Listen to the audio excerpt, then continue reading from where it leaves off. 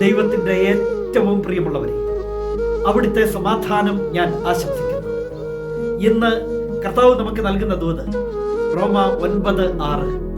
ദൈവത്തിൻ്റെ വചനം ഒരിക്കലും പരാജയപ്പെട്ടിട്ടില്ല. ദൈവത്തിൻ്റെ വചനം പരാജയപ്പെടില്ല. അതിൻ്റെ ഉടമസ്ഥൻ ദൈവമാണ്. ഇരുതല വാളിനേക്കാൾ മൂർച്ചയേറിയതാ ആ വചനം. മജ്ജയിലും മാംസത്തിലും തുളച്ചു കയറുന്നതാ. മനുഷ്യന്റെ വിചാര വികാരങ്ങളെയൊക്കെ വെളിപ്പെടുത്തുന്നതാ ദൈവത്തിന്റെ വചനം. ആ വചനം ഒരിക്കലും പരാജയപ്പെടില്ല. ഇല്ലായ്മയിൽ നിന്ന് സർവ്വതും സൃഷ്ടിച്ചത് വചനത്താല. ആ വചനത്തിൽ കൊടുങ്കാറ്റ് ശാന്തമായി, തിരമാലകൾ നിശ്ചലമായി. ദൈവത്തിന്റെ വചനം പരാജയപ്പെടില്ല. ആ വചനത്തിലൂടെ അത്ഭുതങ്ങളും അടയാളങ്ങളും സംഭവിച്ചു. രോഗസൗഖ്യങ്ങളുണ്ടായി. ദൈവവചനം പരാജയപ്പെടില്ല.